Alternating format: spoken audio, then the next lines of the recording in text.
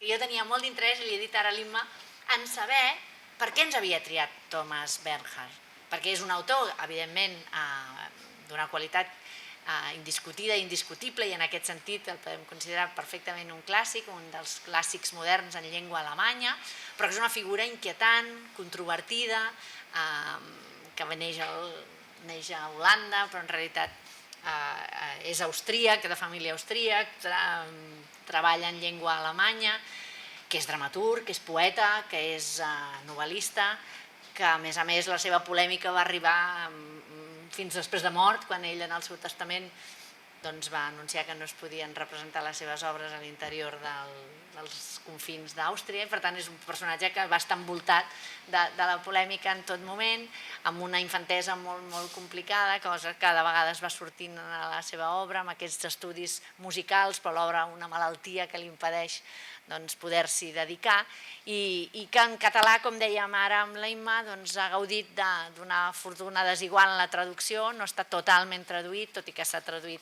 la seva poesia, a Jardins de Samarcanda, per Ramon Ferrer, i també algunes de les seves novel·les i obres de teatre. Clara Formosa ha traduït a Thomas Bernhard, o Bernat Puigdevila també ha estat un dels seus traductors.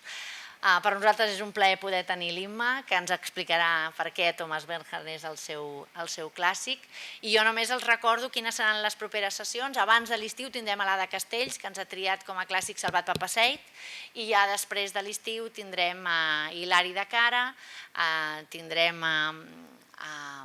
Eduard Márquez, i tancarem el cicle amb Joan Francesc Mira. Aquesta última sessió la va fer la Marta Pessarrodona, avui tenim l'Imma Monsó, i tancarem abans de l'estiu també, com us deia, amb l'Ada Castells. Per tant, moltes gràcies a tots per venir i assistir al cicle del meu clàssic, i gràcies, Imma. Gràcies a vosaltres. Després hauré de, com que ho gravem, això ho matem ara, però després ho gravem, jo hauré de veure-la després en diferit. Però moltíssimes gràcies. Faig de dona veloç. Molt bé, molt bé. Moltíssimes gràcies. Gràcies a tots. Us deixo amb el Manel. Molt bé, gràcies.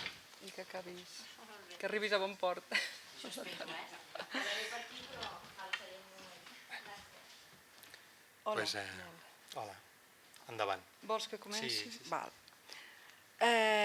Bé, bona tarda a tothom. Sempre és difícil fer una tria i més d'un sol autor, perquè de vegades he fet alguna xerrada dels teus clàssics, els 10 clàssics, els 3 clàssics, però aquí m'havia de triar un, no em vau deixar ni 2 ni 3, no, un, havia de ser un. I comprometre's amb un sol nom ho és molt de difícil, perquè si començo a pensar, diguéssim, amb el meu passat i amb els autors que més m'han marcat, pensaria, per exemple, que generalment han estat autors francesos, però no, després de la meva formació tant per part del Jaume Magre a Lleida com de la carrera de filologia francesa, on algun professor com l'Alain Verjà em va marcar bastant, després hi va haver altres coses, no? Hi va haver la formació del Roger Moreno, que molt més amant, per exemple, de la literatura anglosaxona, gran amant dels autors alemanys i del Quixot, que em va fer descobrir des de Thomas Mann fins a Rubén Darío, fins a Gombrowicz, on va fer fixar-me més en Poe o en Chekhov, per exemple. Generalment, diria, per trobar alguna cosa en comú amb els tipus d'autors que m'han agradat, pensaria en autors maleïts o en autors que no han estat, diguéssim, a primera fila, però després, si penso bé, tampoc, perquè, en fi, jo he tingut una època, García Márquez, com suposo que molts d'aquí, molt intensa, i òbviament hi ha autors de gran èxit que igualment poden arribar-te a l'ànima com ningú. Pensaria potser en autors que m'han fet venir ganes d'escriure. Diria, bé, aquests són els meus clàssics, els que sempre puc rellegir, els que sempre tinc ganes de tornar-hi, els que m'han fet venir ganes d'escriure, però tampoc això seria definitiu, perquè realment hi ha un autor per cada moment i un autor per cada cosa i un autor per cada etapa de la vida. Hi ha autors que et fascinen d'immediat i per aquesta mateixa raó et fan venir ganes d'escriure i hi ha autors que et fascinen i precisament per aquesta raó et fan venir ganes de no escriure mai més, no? Per comparació.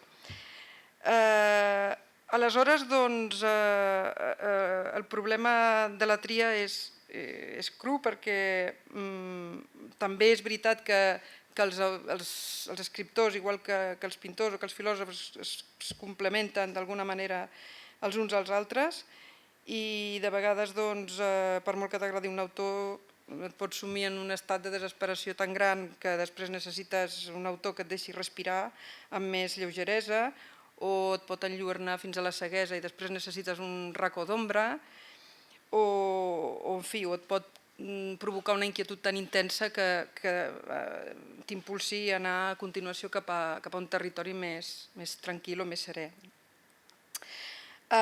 Llavors, ja començant a concretar, bé, hauria pogut, per exemple, escollir Proust, o Gombrowicz, o Stendhal, o Philip Roth, o també Kundera. Hi havia Poe, hi havia Chekhov, hi ha Francesc Trabal, però també els magnífics contes de la Rodoreda. Hi ha els lleugers, o aparentment lleugers, des de Dorothy Parker o Alice Munro fins a, per exemple, Salinger o un Calders, o molt particularment un Brassens, un escriptor capaç de provocar la més intensa de les emocions i comunicar-te la més aguda de les reflexions en una vintena de versos o en una trentena de línies. És un poeta que per alguns només tenia el greu inconvenient que cantava, però per la resta, per mi, és un escriptor de la senzillesa, però és un gran de les lletres. I algun dia, ara que hi penso, ja m'agradaria parlar-ne i potser l'hauria hagut d'escollir, perquè sens dubte aquesta estona hauria estat així com més alegre que el que passarem amb Bernhard, que no ens enganyem, és un escriptor que t'arrossega o et pot arrossegar inevitablement a la més profunda de les desesperacions, un escriptor que fàcilment et pot fer tocar el fons de l'infern.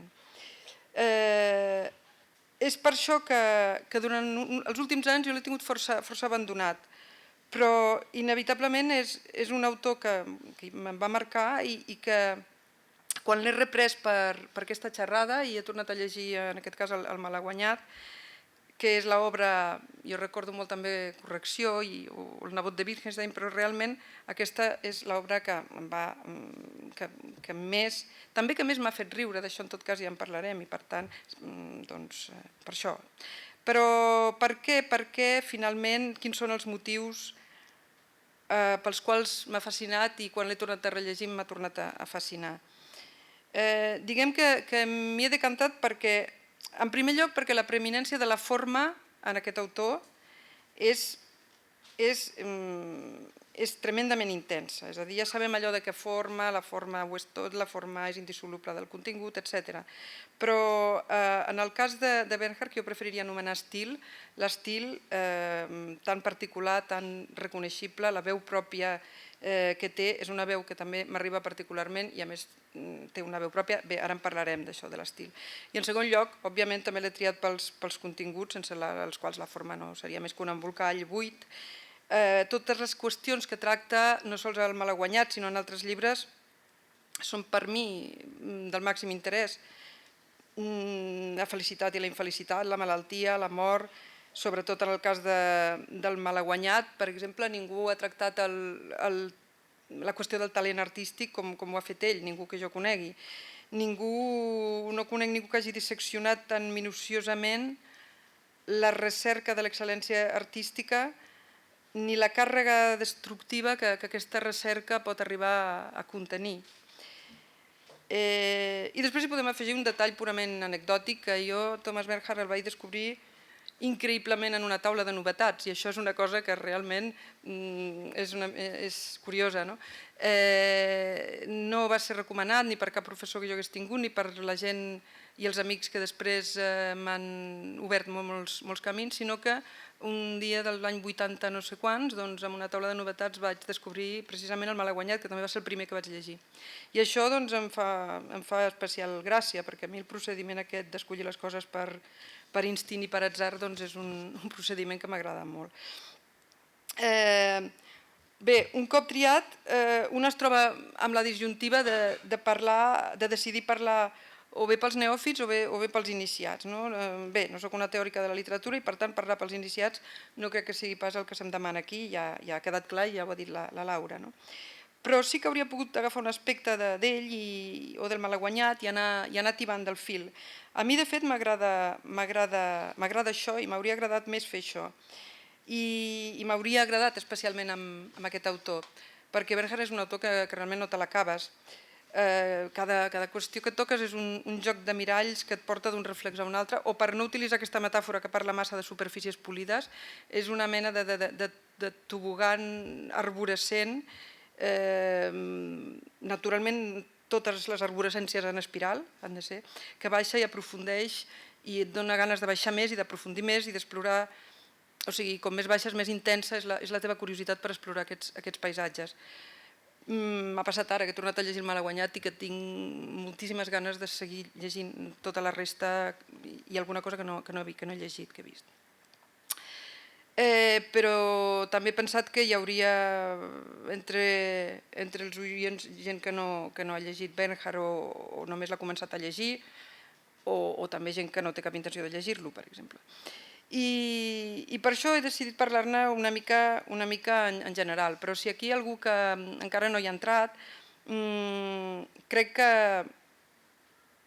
els que no l'han llegit mai cal advertir que es trobaran amb una obra davant la qual han d'agafar primer molt aire, respirar fons i preparar-se per llegir un autor que t'arrossega amb aquest estil que té com centrifugador, amb aquesta vehemència que té, i és una cosa molt particular perquè no et deixa anar fins que t'ha dit tot el que t'havia de dir. O sigui, la idea, la sensació que em fa Bernhard és aquesta, que no et deixa anar fins que t'ha dit tot el que tenia, el que t'havia de dir. A no ser que et deixin a la primera pàgina perquè no entres i aleshores ja està, però si no, no acabes. I comencem per tant per aquesta qüestió de l'estil. Com és aquest estil? A mi, Bernhard té una veu pròpia, en fi, reconeixible totalment, però de tota manera a mi sempre m'han agradat els autors reconeixibles per la forma, els autors amb veu pròpia. M'importa relativament poc saber de què va un llibre, si sé que parli de què parli, doncs sé que aquell autor el seguiré, si té una veu pròpia, si reconec el seu estil. I en general la pregunta de què va és una pregunta que no sol tenir gran interès. És veritat que la fem tots, sobretot quan no coneixem el material que... Per exemple, jo no he estat especialment cinèfila i durant anys he escollit les pel·lícules amb aquest criteri, de què va? I el resultat ha estat desastrós, evidentment. Per tant, està clar que és l'estil, per mi, el que fa que m'inclini per llegir un autor o un altre. En el cas de Bernhard, com dic, Bernhard és d'aquests autors, un autor d'estil, un autor que amb molt poques línies el reconeixes, saps que és ell i que no pot ser ningú altre, tret dels imitadors, perquè és veritat que Bernhard ha tingut molts imitadors que no s'han acabat mai de sortir, però que és relativament fàcilment imitable. De fet, l'altre dia comentava amb uns amics que quan escric no el llegeixo mai perquè realment acabes bernardejant moltíssim, no? O sigui, i l'estil és tan potent que actua realment com una caixa de ressonància dels continguts. I aquest estil és, doncs, si no l'heu llegit o si l'heu llegit i l'heu només començat a llegir, us haureu fixat que són sempre frases llargues, encadenaments de subordinades dintre de subordinades dintre de subordinades, una sintaxi rigorosa, minuciosa, amb parèntesis freqüents i llargs, amb interminables paràgrafs sense punts i a part, sempre fa la sensació de voler portar el lector cada cop més lluny, però donant volta sempre al mateix punt, al mateix focus. De vegades tens la sensació de cansar-te molt per no arribar enlloc, perquè és un estil que tendeix a dissoldre el lector, que tendeix a consumir-lo, a xuclar-lo. És un estil que fascina, és hipnòtic. Una mica com una salmòdia, però precisament la salmòdia, és a dir, el salm té la connotació religiosa i aquesta és una salmòdia que tot ho profana, perquè realment Bernhard és el gran profanador. És un estil també en el qual la repetició és més que evident. En particular, hi ha verbs que es repeteixen fins a la sacietat. No conec cap altre escriptor que repeteixi tantes vegades el verb odiar i tota la parentela lèxica d'aquest verb, no? Detestar, abominar, destruir, sobretot anihilar, anorrear i exterminar. I el mateix podem dir dels adjectius, sempre espantós, abominable, horrorós, etc. Penso també que és d'aquest estil, curiosament, ara que dic això dels adjectius, etc., que emana l'humor de Bernhard, aquest humor al que jo soc tan sensible. És un estil que aconsegueix provocar realment el somriure i la riallada, almenys en el meu cas. Jo dic sovint que Bernhard és un dels autors que més m'han fet riure i penso que efectivament aquest humor prové molt del seu estil, perquè a través d'una sintaxi molt rigorosa i precisa sap trobar aquells contrastos que subratllen les nostres contradiccions i que es desperten el somriure amb aquest arc que té ell de la caricatura, del grotesc, realment, gairebé de vegades del carnavalesc. Això fa que, per exemple, tu pots llegir un estil semblant, entre cometes, amb una pàgina de Proust que s'assembla molt amb els seus parèntesis, les seves frases llarguíssimes, sense punts i a part, que de vegades ocupen tota una pàgina, i en canvi a mi, per exemple, és a dir, l'humor no m'arriba, però Bernhard té aquesta habilitat, i aquesta habilitat, curiosament, ara que hi penso, depèn del lèxic, en realitat. Per tant, ja anem una mica al contingut, perquè aquí ja comencem a entrar en els continguts. I és un estil que sembla, d'altra banda, és a dir, a mi, per exemple, em fa gràcia, però és veritat que l'estil de Bernhard busca la irritació del lector. És com si busqués implicar el lector no a través de la complicitat, sinó a través de l'exasperació. És a dir, el lector alternativament s'exaspera o riu o li fa gràcia. També després jo crec que hi ha lectors als quals sempre els exaspera i autors que sempre riuen. Jo soc d'aquests últims. A mi pràcticament no m'exaspera mai Bernhard. I finalment, respecte a l'estil, no podem oblidar que és un estil eminentment musical. Perquè anem a la música. Sembla evident que l'estreta relació de Bernhard amb la música es trasllada a la seva escriptura i als seus continguts. En el cas del Malaguanyat és evident. El Malaguanyat, per exemple, està construït com una mena de variacions musicals, de variacions sobre el mateix tema o sobre 4 o 5 temes als quals dona voltes de la seva manera particularment obsessiva. De fet, la majoria dels seus textos estan construïts seguint aquestes categories musicals, amb temes, desenvolupaments, represes, variacions i sobretot amb un ritme que reconeixem molt fàcilment. I les repeticions que utilitza són ben pròpies, són l'essència de la música, això ho han dit molts, el secret de la música que deia Kierkegaard era la repetició, etc. La repetició està essencialment en la música i juga en l'obra de Bernhard un paper decisiu.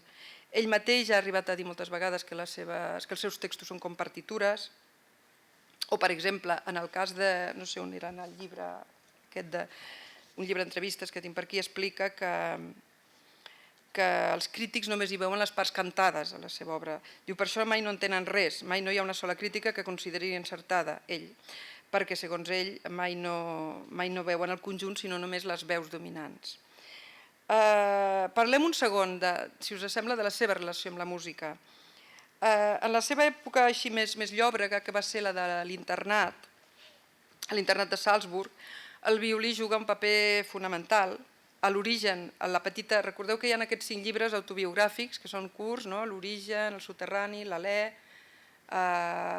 el Fred i un nen, que normalment estan aplegats en un volum. Ara em sembla que el Gall editor els ha tret en català, perquè en català és que no es troba, és a dir, realment és increïble, però el Malaguanyat l'he hagut de rescatar de no sé on, perquè només el tenia en castellà i la versió catalana no la trobava, que també l'havia llegit, després de la del castellà, però l'havia llegit, vull dir, i la tenia, l'havia comprat, i si no, no la puc comprar perquè no hi és.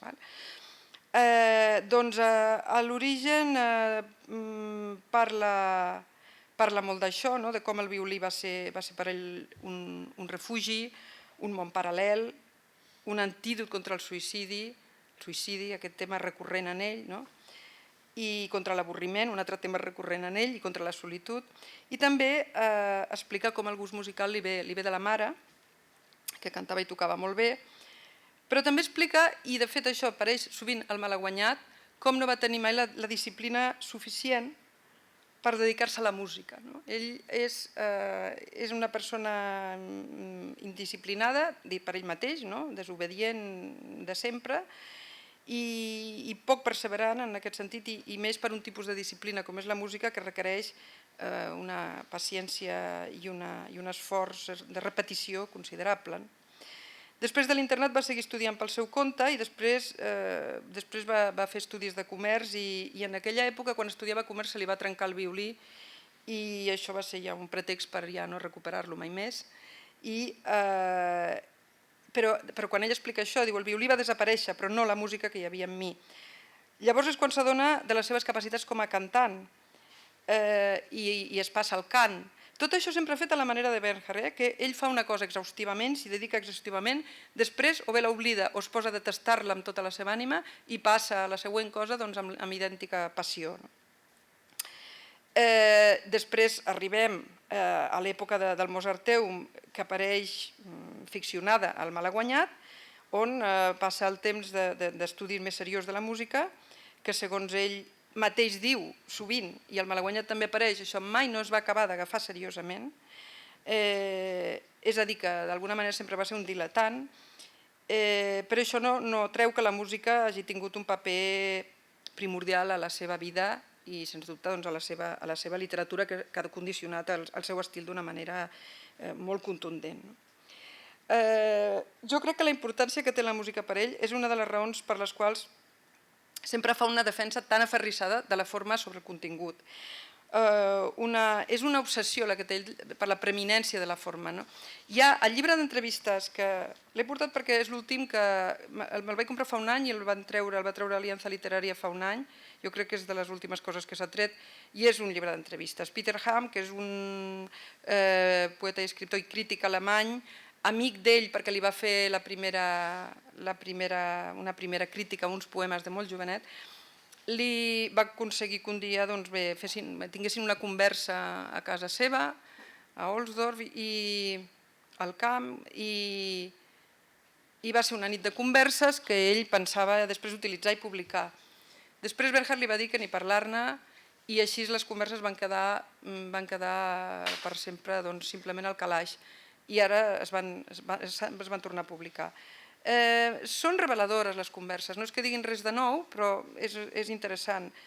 El llibre el van titular, ja veieu, Le gusta ser malvado, és a dir, que és allò de l'oportunisme, diguéssim, editorial, i d'aquests adjectius, diguéssim, de caire negatiu sempre que persegueixen a Bernhard.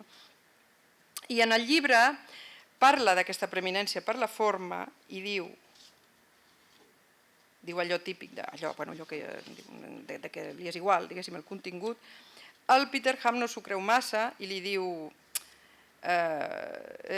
y cuando leyó El idiota de Dostoyevsky, Los hermanos Karamazov, realmente solo le interesó la forma y la forma de hacerlos. Sí, me fascinó solo eso, la forma de hacerlos.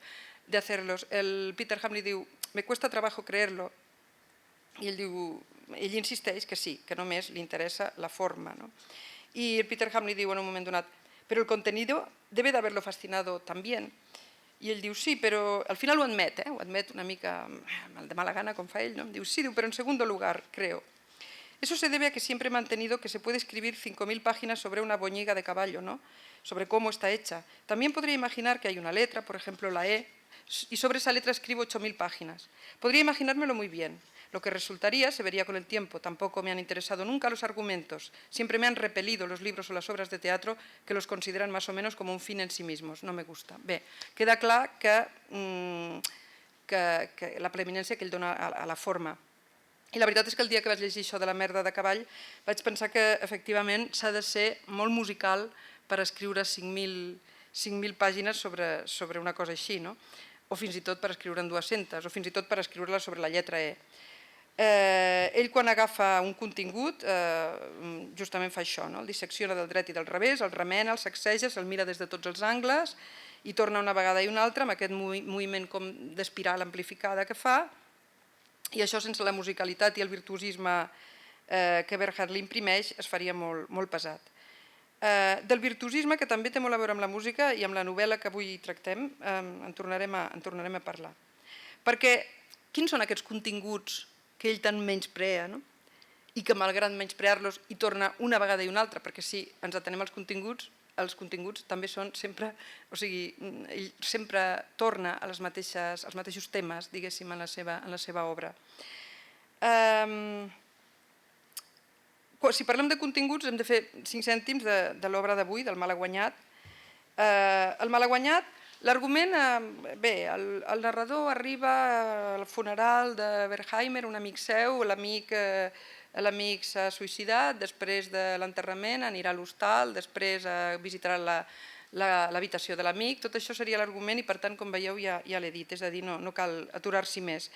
Però els temes, el tema del talent, per mi el tema del Malaguanyat és el tema del talent i la manera en què el dissecciona, el talent i la seva relació amb, el talent i la seva relació amb la infelicitat, el talent i la seva relació amb la mediocritat, el talent i la seva relació amb el geni, el talent i la seva relació amb la mort i amb el suïcidi.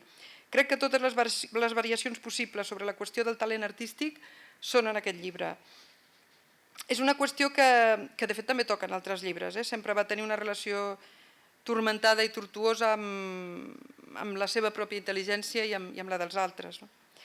Al Malaguanyat hi tenim un trio, és un triangle de fatalitats, 3 amics, 3 individus, no ben bé 3 amics, 2 amics i Glenn Gould, diguéssim. 3 individus a la recerca de l'excel·lència i de la perfecció, i aquests personatges són, d'una banda tenim Glenn Gould, el cèlebre pianista, i el cèlebre sobretot per la seva interpretació de les variacions Goldberg, i la seva excel·lència és tal que de fet no pot ser personatge d'una novel·la, i no ho és, perquè de fet aquí no hi és a la novel·la, és a dir, apareix però només com evocat. Glenn Gould és el músic inconscient del propi geni. A la realitat, Gould tenia, si ens atenem als diagnòstics clínics, síndrome d'Asperger, i als 32 anys es va recloure a la seva mansió per tocar només per ell, en el que era el seu màxim ideal, que era sense públic que li fes nosa. I va ser sempre totalment aliè al reconeixement i a la glòria, que és un tema que jo crec que a Bernhard li agrada molt tocar. Aquesta situació de Gould apareix en el llibre, tot i que, per cert, ell no va conèixer mai Glenn Gould, ni va estudiar amb ell, cosa que per mi encara fa la novel·la més valuosa, vull dir que el fet que no sigui estrictament autobiogràfica a mi m'és igual. El Malaguanyat, Glenn Gould, és més que res un motiu, un pretext. Algú que, com és sabut, interpreta de manera sublim o única, en tot cas, les variacions Goldberg de Bach, i per aquest fet provoca un autèntic cataclisme en la vida dels seus 2 amics que estan estudiant amb ell i que tenen també un talent suficient per estudiar en aquesta escola superior i per tant moltíssim talent per la música, però quan escolten aquesta ària de les variacions Goldberg tocada per aquest company, diguéssim, és la debacle. De sobte la música, i més en concret la interpretació musical, deixa o sigui, diguéssim, l'abandonen, renuncien no a la música com a oients, com a analistes, etc., però sí renuncien a fer-la.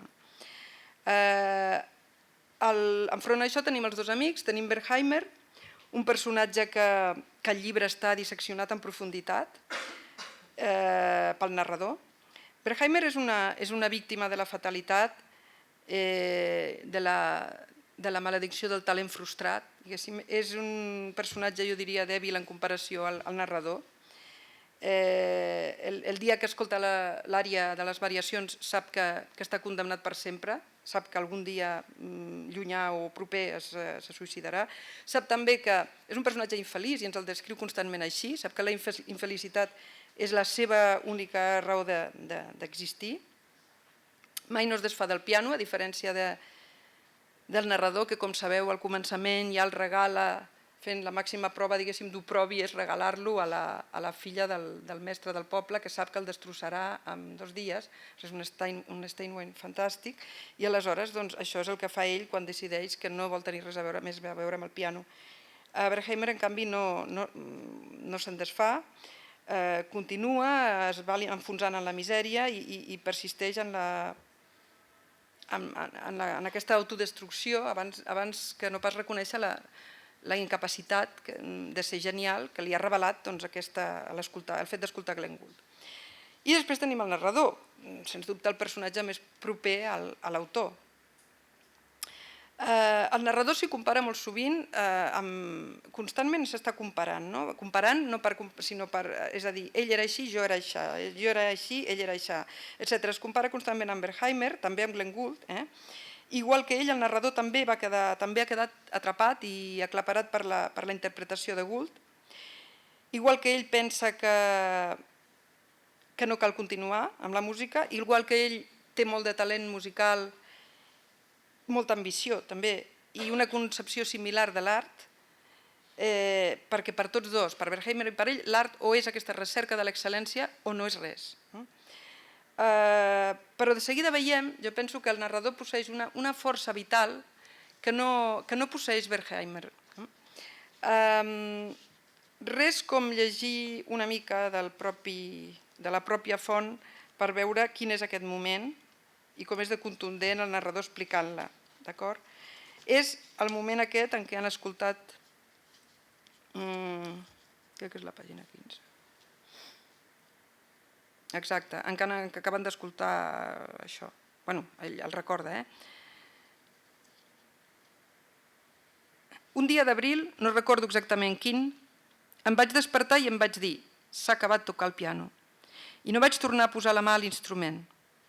Vaig anar de seguida a veure el professor i li vaig dir que li portaven el piano, el mestre al qual regala el piano. D'ara endavant em dedicaré a la filosofia, vaig pensar mentre anava a cal professor, tot i que naturalment no tenia ni la més petita idea de què era això de la filosofia. No sóc de cap manera un virtuós del piano, em vaig dir. No sóc un intèrpret, no sóc cap artista imitador, ni tan sols no sóc artista. L'aspecte depravat d'aquest pensament m'havia atret de seguida. Durant tot el camí fins a casa del professor m'havia repetit aquestes 3 paraules: ni tan sols artista, ni tan sols artista, ni tan sols artista. Si no hagués conegut Glenn Gould, segurament no hauria deixat el piano i ara seria un virtuós del piano, potser fins i tot un dels millors pianistes del món, vaig pensar a la fonda. Quan trobem el millor, hem de plegar, vaig pensar. O sigui que així està la cosa. Clar, és fàcil amb aquest fragment enganxar amb el brutal nihilisme que tan sovint se li ha atribuït. Quan agafem Bernhard, de seguida sentim parlar de termes, diguéssim, negatius, de crueltat, de dolenteria, el malvado aquest del títol de Peter Ham, d'una visió negríssima de la condició humana, de nihilisme, de suïcidi i de mort. Cap d'aquestes qüestions estan absents al malaguanyat, sinó tot el contrari. I en aquest cas, per cert, és el talent, i no el talent solament, sinó el geni de Gould, el que porta els 2 protagonistes a un enfonsament que cadascun d'ells resol com pot. Hi ha, doncs, una qüestió en el llibre molt interessant, que és la del talent i la mediocritat, que Bernhard toca sovint, la de la malaltia. Totes aquestes qüestions estan íntimament vinculades a la vida i a la personalitat de l'autor, que viu permanentment en contradicció amb els seus propis dimonis, però alhora els abraça i els cultiva sempre i a la vegada els rebutja, és a dir, viu en una permanent batalla, en un permanent conflicte. Aleshores, i permanentment, doncs, ell manifesta, abans parlàvem del verb odiar, manifesta aquesta negror de l'existència, manifesta l'odi, aquesta negativitat que se li atribueix. És un anar contra tot, avui en diríem negativitat, positivitat, etc., aquestes coses, en el seu cas negativitat. Manifesta constantment aquesta irritació que es transforma en una capacitat demolidora que ho devasta tot amb les paraules i que fa que, com he dit fa un moment, molts parlin de nihilisme I d'altres pensem, jo per exemple, que el nihilisme no és la paraula potser adequada per descriure'l. Les mostres d'aquest odiar, si no l'heu llegit i agafem el malaguanyat, bé, en tenim arreu. Res no escapa al seu sarcasme demolidor.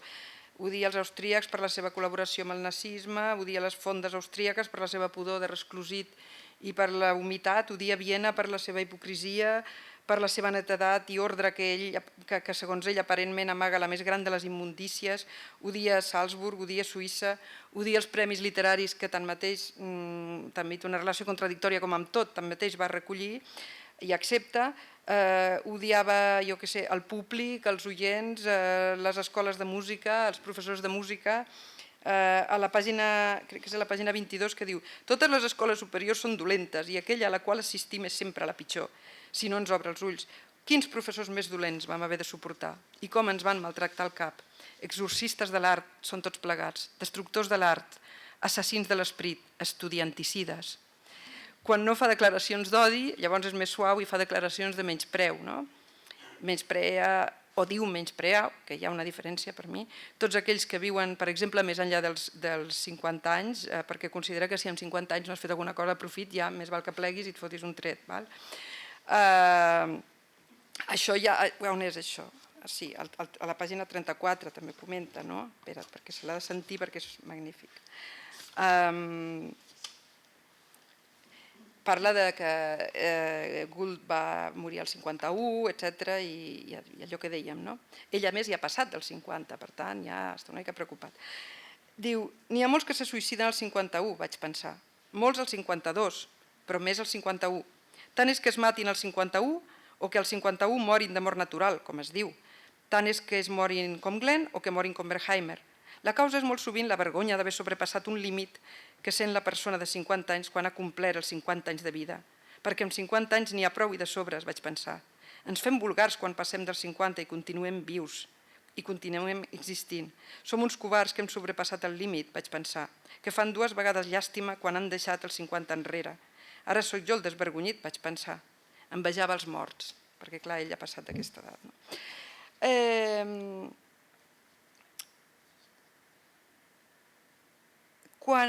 Això fa quan escriu, però quan parla, també Déu-n'hi-do, no? Vull dir que un pot fer-ho quan escriu, no quan parla, o quan parla i no quan escriu, etc. Però ell, quan parla, diguéssim, també.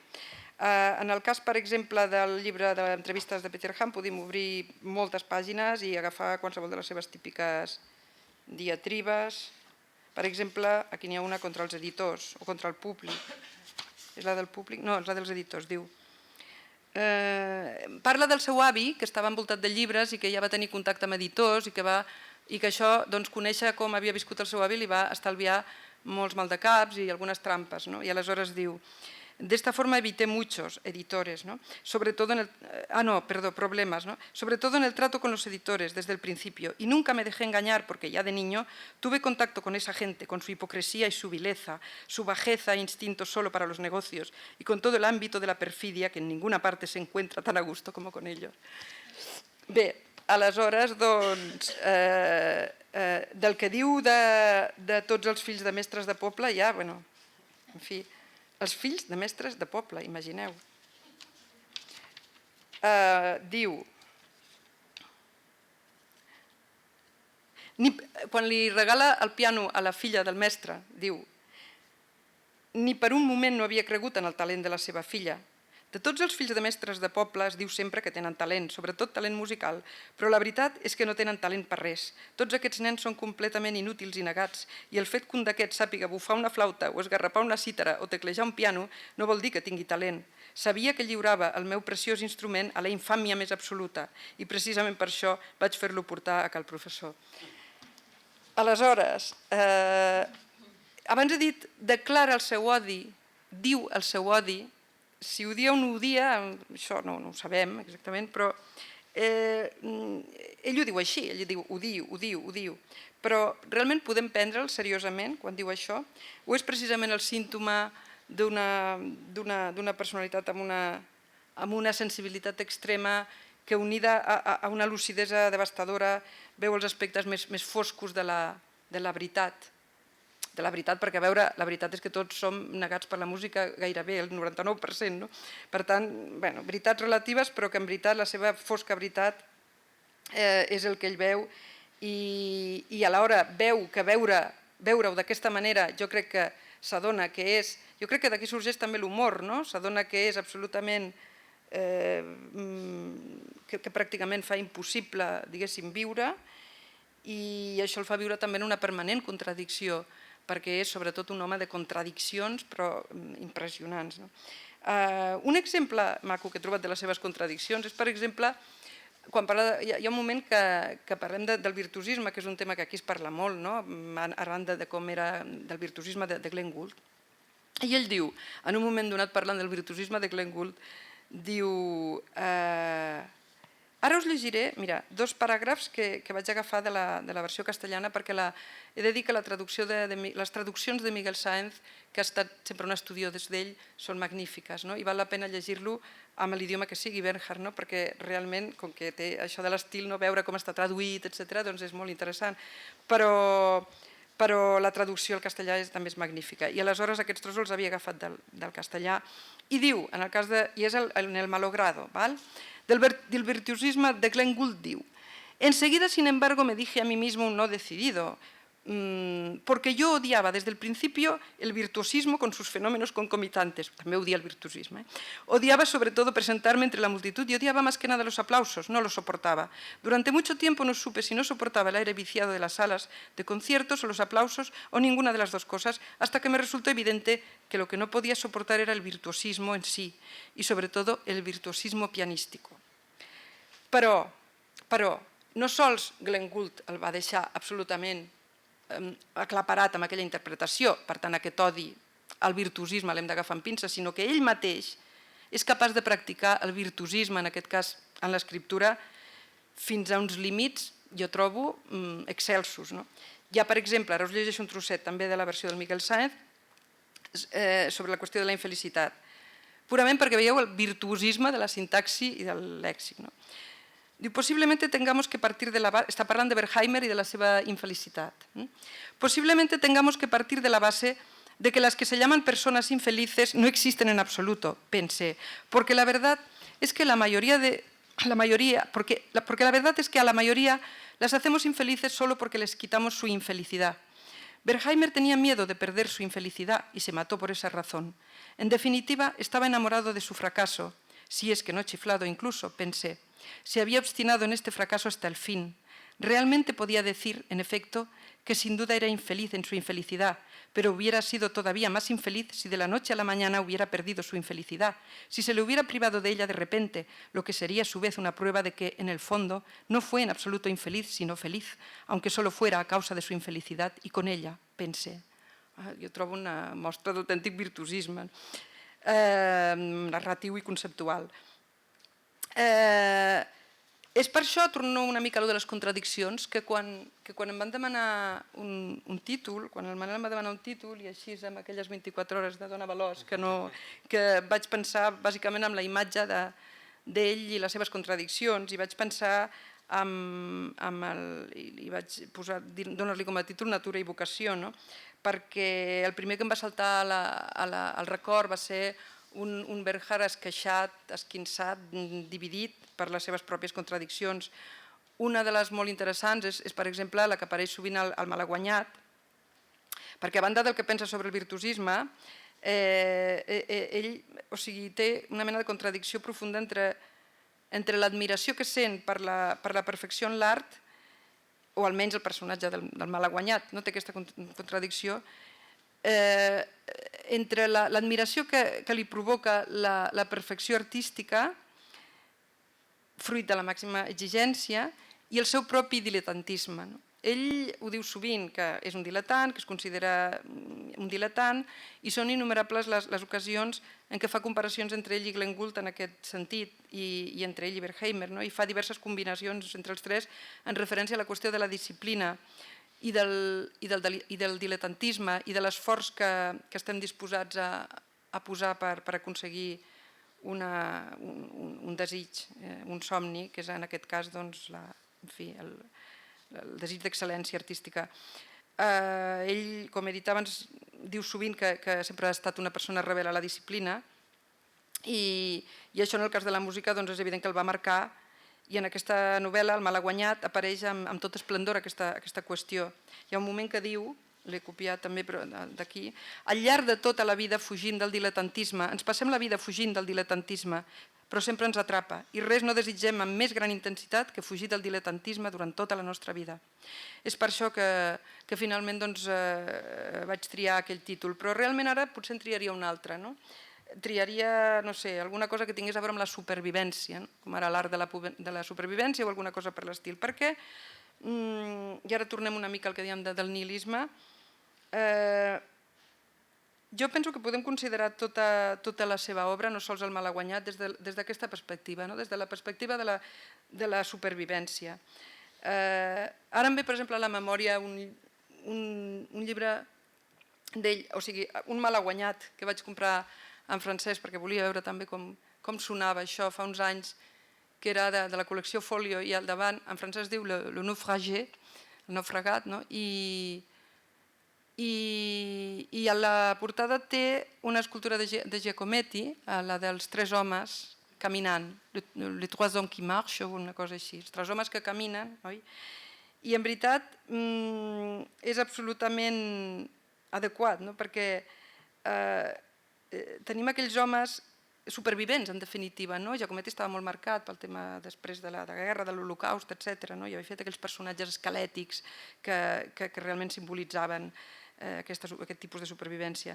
Però en el cas d'aquests tres homes els veiem amb un aspecte desorientat, incomunicats, no fan la sensació de comunicar-se entre ells, esquelètics com sempre són les figures de Giacometti, però malgrat tot caminen, malgrat tot respiren, malgrat tot, és a dir, no són zombis, sinó que realment fan la sensació de voler anar a algun lloc. Penso que és una portada molt ben trobada. Fa la sensació que l'escriptura és per Bernhard un recurs per sobreviure. Sense ella està condemnat, i ell mateix això ho ha dit en innumerables ocasions, que l'escriptura és per ell una necessitat vital. I jo diria que una cosa molt interessant del malaguanyat és que hi trobem aquest itinerari espiritual de com el narrador i també ell, l'autor, devia anar des de la música cap a l'escriptura, sense abandonar mai la música, però així es va anar cap a la música, de com l'escriptura es va convertir realment en el seu mitjà de supervivència. Però a què va haver de sobreviure? A què va haver de sobreviure Bernhard? Per ser un supervivent no necessàriament has d'estar amenaçat de la manera habitual, per amenaces objectives. Pots tenir una vida de supervivent perquè has hagut de sobreviure a una solitud interior extrema, a un caràcter depressiu, a una sensació d'exili permanent i per tant aquests motius són tan respectables com qualsevol altre, encara que no siguin, diguéssim, allò que se'n sol dir objectius. Però el cas de Thomas Bernhard sí que té motius objectius per acabar-se sentint el supervivent d'un món fosc i horrible, on tot naturalment és abominable, odiós i espantós. En les 5 obres autobiogràfiques que va publicar, que hem comentat abans, hi explica claríssimament tots aquests motius. A l'Alè, per exemple, explica com no va tenir família, perquè és un nen realment sol, molt abandonat, sobretot per la mare, el pare no el va pràcticament conèixer, i criat per l'avi. Però a l'Alè hi ha un fragment que diu no em vaig criar pas amb ells, és a dir, amb la família, amb els pares, sinó amb el meu avi. A ell li devia tot allò que al capdavall em va fer capaç de viure i que en gran mesura també em va fer feliç moltes vegades, i no a ells. Ells sempre són ells, és a dir, és una cosa vaga, la mare, la família, la mare. Això no vol dir que no els tingués cap mena d'afecte, també hi he estat lligat al llarg de tota la vida i amb tota normalitat, però el meu afecte i el meu amor cap a ells tampoc no eren ni van ser mai tan grans com els que sentia pel meu avi. Ell m'havia acceptat quan tots els altres no m'havien acceptat, ni tan sols la meva pròpia mare, i els avantatjava tots ells en gairebé tot, en afecte i en amor. Veieu com es posa tendre, al final. Una vida sense ell va ser durant molt de temps per mi inimaginable. El seu avi és de les poques qüestions, dels pocs punts que el fan cedir a aquest sentimentalisme que, sens dubte, a ell li té horror, el sentimentalisme. Doncs aquesta és una de les coses, però són moltes. Va ser un nen rebutjat, un nen que va néixer a Holanda i va viure els primers temps en un vaixell i després va arribar a Àustria, ell mateix ho explica això a l'entrevista, dintre d'un cabàs amb uns llençols amagat, no sé per què exactament en aquell moment, però per la seva mare. Un nen que quan arriba allà comença a viure amb mitjans econòmics molt escassos de pis en pis, ell recorda sempre treure el propietari de la casa com a llogaters i haver d'anar a una altra casa més barata. Sobreviu a l'internat, que és un dels llocs més llòbrecs que ell recorda, un lloc fosc, a més no poder, on hi tenia constantment pensaments recurrents de suïcidi. Sobreviu al nazisme, sobreviu a les bombes del final de la guerra, sobreviu a l'adolescència, com a adolescent tampoc acaba de trobar el seu camí, fa molt diverses feines per guanyar-se el pa, perquè té molt clar que no vol saber res ni de llibres ni de res, de moment. Aleshores, jo què sé, amuntega sacs de farina, fa de dependent, estudia comerç, fa de no sé què, de cronista dels jutjats, fa moltes coses, amb molta passió com és ell, és a dir, les fa perquè sobreviure, però també hi posa molta passió. I al final, quan estudia al Mozarteum i quan estudia música, tampoc acaba de dedicar-se a la música. Segurament hi ha molts ecos d'això a la novel·la, el Malaguanyat. Després es passa al cant, però tampoc se n'acaba de sortir. Tenim que aquesta mare que no se n'ocupa mor molt jove, als 40 i pocs anys, i que té en general una família que tots moren molt joves. També ell sobreviu, si parlem de supervivència, a la malaltia, una malaltia que el va enganxar ja de molt jove quan estudiava, quan treballava a la botiga de dependent, i que ell mai no diu, no especifica que sigui tuberculosi, però sembla clar, va estar molts períodes de sanatori i té en tot cas unes cavernes que no acaben mai de curar-se, fins i tot ell al final acaba morint d'una malaltia pulmonar. En conjunt, sens dubte, no podem pas dir que s'hagi tractat d'una vida fàcil. I aquesta vida configura un caràcter, o viceversa, mai no sabrem fins a quin punt el nostre caràcter és fruit de les nostres vivències, en fi, és com allò de la forma i el contingut, les dues coses són indissociables. Però fins aquí veiem a què ha sobreviscut, les qüestions objectives, però a quin caràcter han configurat aquestes vivències?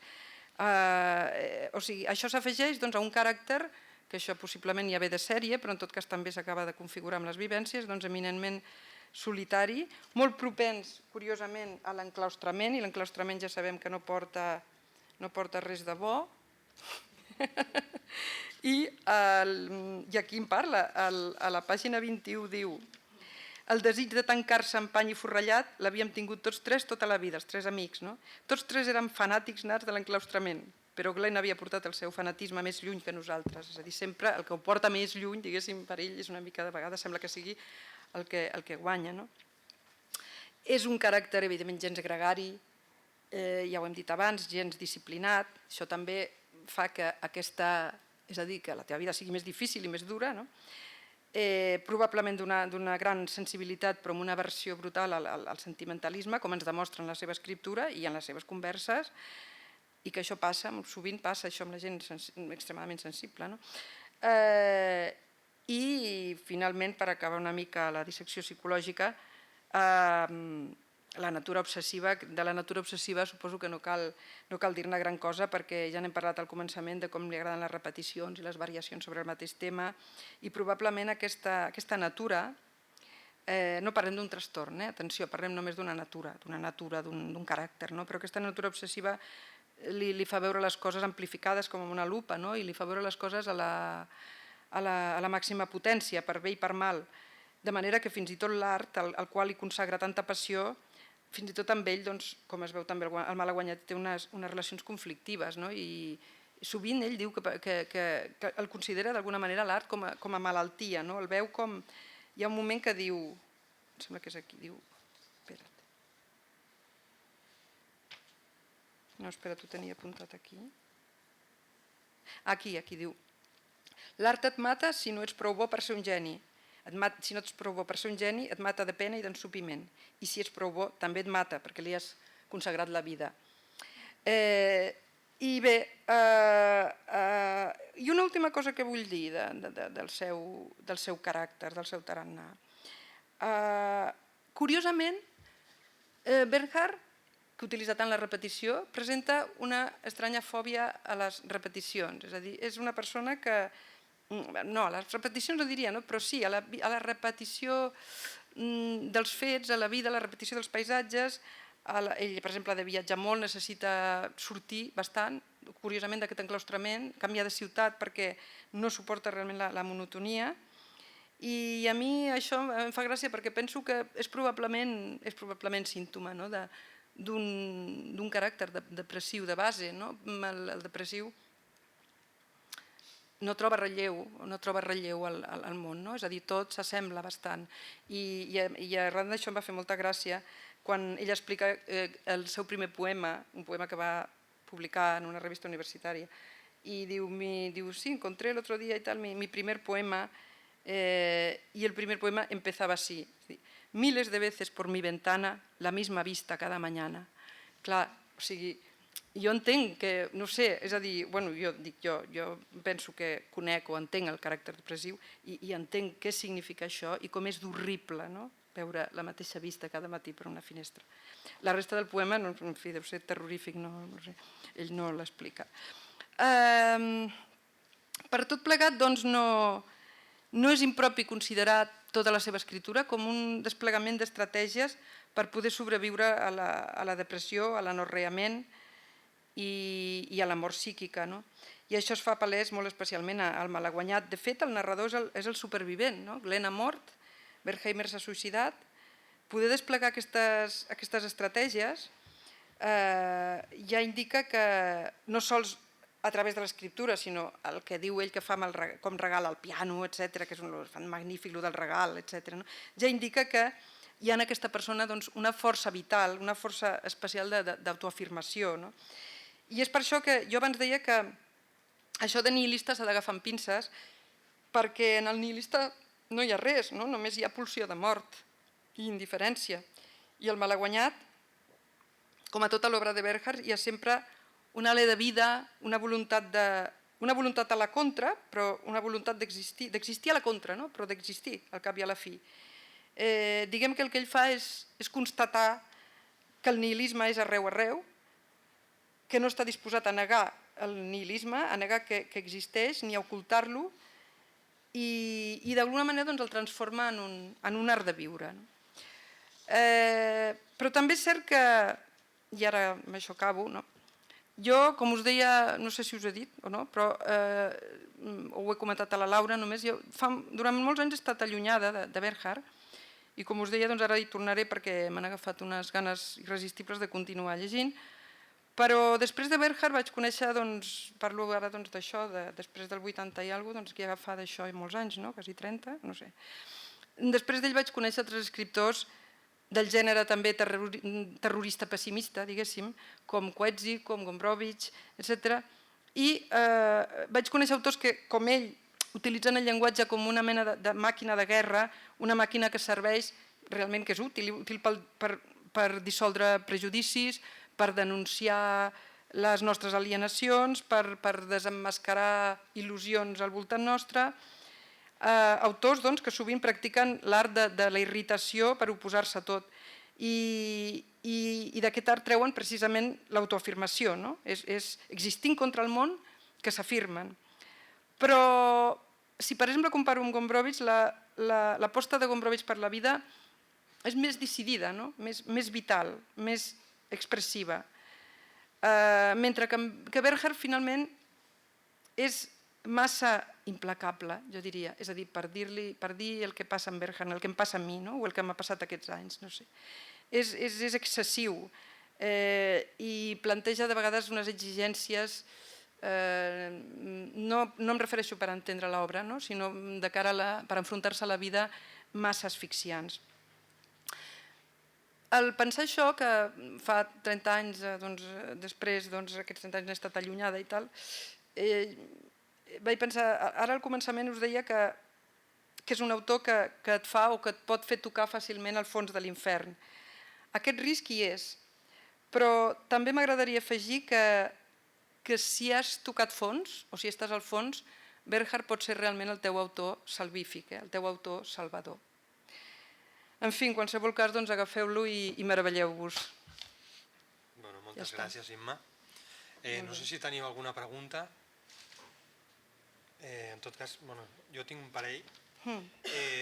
No sé si amb aquesta idea de l'obsessió que tenia ell, no? I d'aquesta recerca de l'excel·lència, què n'opinava ell mateix de la seva pròpia obra?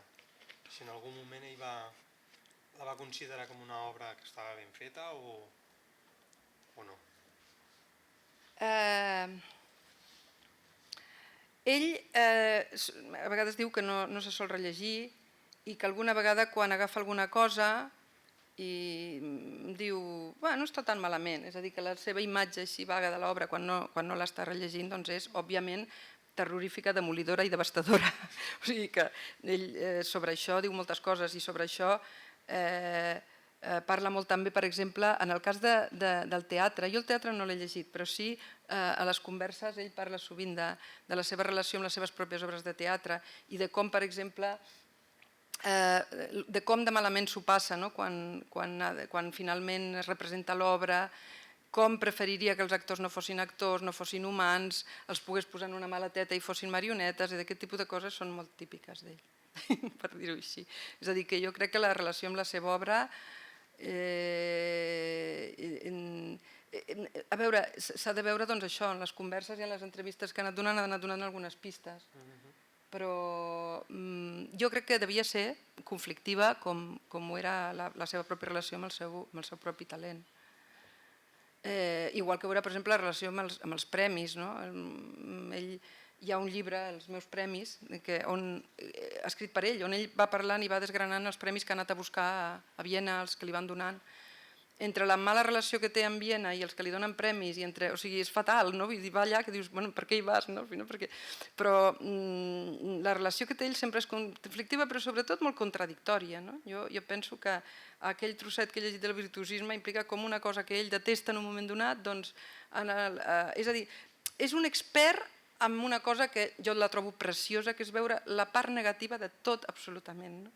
I això ho fa molt bé, ho fa amb autèntic virtuosisme. Aleshores... No sé si teniu alguna pregunta.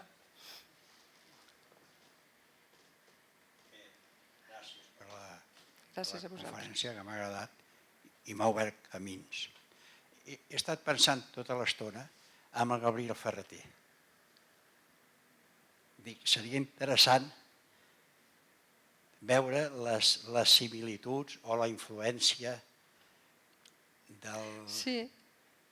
d'aquest personatge amb el Gabriel Ferreter. No sé si s'ha fet, crec que no, o jo no tinc notícia, però no ho he vist, però en tot jo que cas... el vaig conèixer l'any 72 a la Universitat Catalana d'Estiu i durant 10 dies hem estat allà dinant i sopant i assistint a les classes de gramàtica generativa i tot això, no sé, tota l'estona estava pensant en ell. Què en sabeu d'això? De la influència del Kerner amb el Ferreter? A mi no em consta ni sé la lectura del Ferreter del Bernhard quina era. Però en quant a la seva experiència vital, no? Sí, ho saps? Alguna cosa? Amb la seva literatura? Per què? Jo soc biògrafa de Gabriel Ferreter i traductora de la poesia completa en castellà. La Imma em fa aquesta... La veritat és que amb el Gombrowicz sí, per tot allò de Formentor i companyia, però ara pensava en informes de lectura del Ferreter, jo crec que no hi ha res, perquè clar, el Miguel Sáenz va començar a traduir Thomas Bernhard més tard, i llavors jo tinc la sensació que no devia arribar, i és una llàstima perquè tenen coses a veure, perquè jo que sóc gran bergiana, també berhardiana, del teatre sobretot, que és boníssim, aquell rei Lear és brutal, i és veritat que Bernhard és una mica com un aspirant a suïcida, permanent, el que passa que mort de mort, diguem, natural, i sí que hi ha punts en comú, trobo que està molt ben vist, però tinc la sensació que no va tenir contacte, i això que com Ferreter va viatjar i va fer de lector fora, etc., l'alemany el dominava i podia ser, però en canvi Gombrowicz sí, però Bernhard jo diria que no, i és una llàstima. Podem escriure un llibre fent veure que sí que es van conèixer.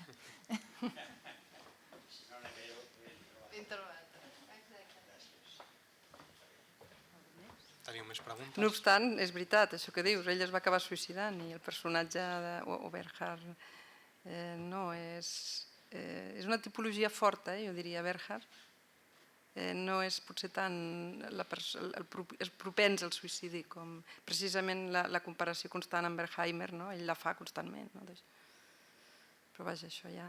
Jo també he pensat una miqueta això que deia el senyor.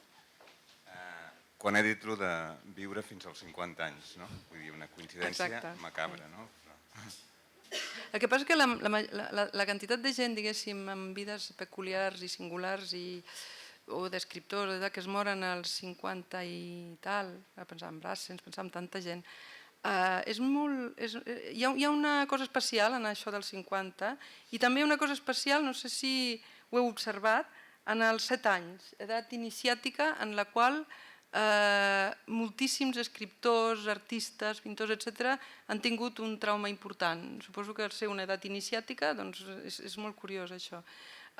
Sigui que han canviat, s'han exilat, han canviat de país, o sigui bastant habitual que es mori els pares o que es mori un pare o una mare.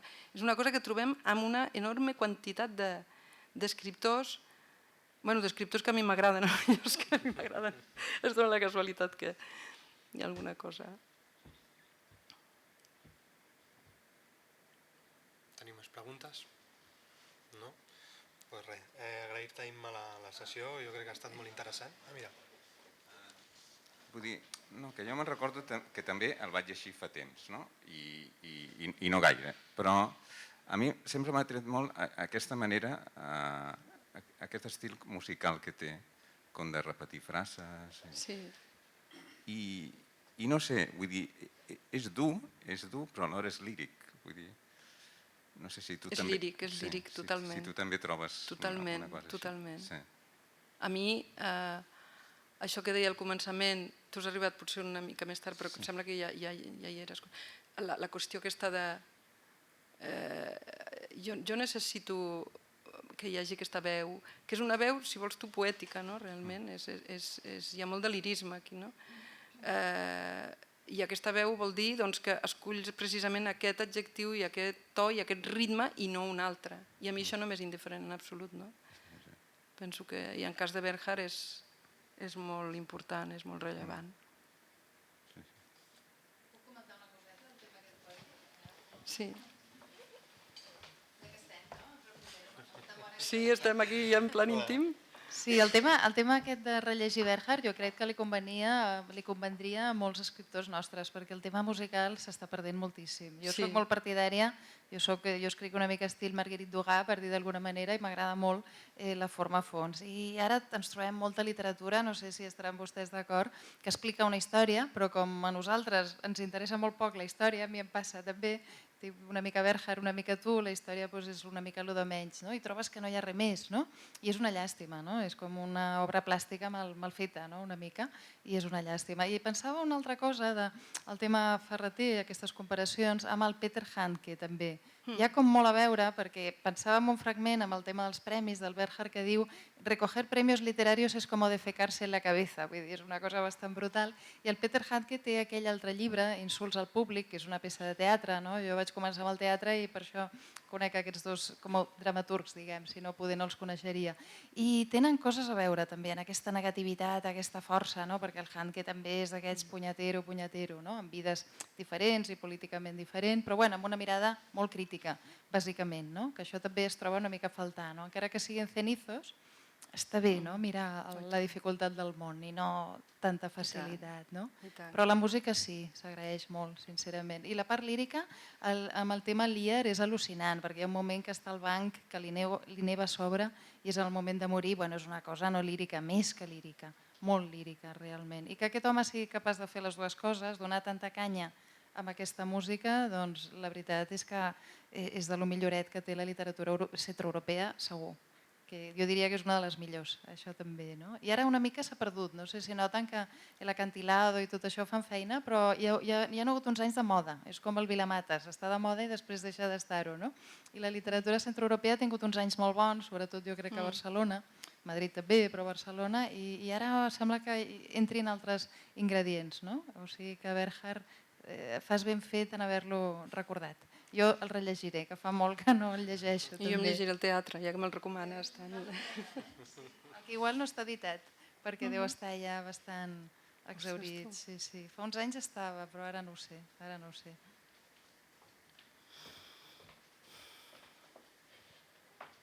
Hi ha més preguntes? ¿Sabes, por una curiosidad que me ha venido a la cabeza ahora mismo, en algún lado, en algún sitio, a qué músico se refiere el escritor? ¿A qué músicos? La música germana, la música, por pura curiosidad, no sé. No sé, si en sus libros salen músicos, ¿Cómo qué música? ¿a qué músicos le gustan a él? Es decir, tiene una tendencia, no, que es una tontería, quiero decir, pero que de tus lecturas recuerdas, por ejemplo, si es la música germana, la música vienesa, lo que a él le interesa musicalmente. No sé por qué me ha venido a la cabeza. Habla mucho de los... curiosamente, bueno, no sé, habla de Mahler bastante. Muy curioso. Habla de Strauss, habla de... Espera. Sí, bueno, digamos, yo creo que él tiene una formación clásica, la que habla de Mozart, pero yo creo que él... És que, clar, com té tantes contradiccions, en un moment donat et diu això i et diu que Bach per sobre de qualsevol altra cosa i tal, en l'altre moment et diu una mica el contrari, però hi ha moments que en parla... No has llegit tu el Malaguanyat? No, és que lo pregunto por... I n'esmenta bastants, diguéssim, però diguéssim esmentaria doncs diguéssim la gamma clàssica de músics que s'estudien en una altra escola de música com fa ell. Però jo no li he llegit cap entrevista on ell específicament, sí que em sona ara però no me'n recordo exactament, comparant Bach amb Mozart i amb Mahler, però no he llegit cap altra entrevista on ell es defineixi en aquest sentit, que segurament ho fa en algun moment, no sé. Tu saps alguna cosa amb aquests molt berhardians? La veritat és que no recordo ara. Però sí que és veritat que és música clàssica. Sí, això sí, això per descomptat, sí. No. Sí, això sí. Ens animem una mica. Ostres. Això de les contradiccions, jo recordaré sempre una entrevista que li van fer al Miquel Barceló i la conservo. Diu, el Tàpies és una merda. Estil meu, jo no sé què passa, però tot va cap a mi. No. A mi no m'agrada. El Tàpies és una merda. I en una altra entrevista, anys després, diu que el Tàpies és el seu gran mestre. Edu, que ja no sé per on vaig. Possiblement ha evolucionat, s'ho ha pensat, va ser un moment que potser va discutir amb ell el dia abans i, en fi... Com diria Berhan, després de tot, res no té massa importància. No te'n pots fiar de les entrevistes, tampoc. No, de les entrevistes tampoc, però de vegades sí que és possible que ho hagi fet. De tota manera també un pot canviar, no? Sí, però de ser una merda, de ser un dels seus... Bueno, com has pogut veure en Berhan, n'hi ha de molt extremistes en aquest... Doncs si no hi ha més preguntes, moltes gràcies, Imma. Doncs moltes gràcies a tots, particularment a vosaltres.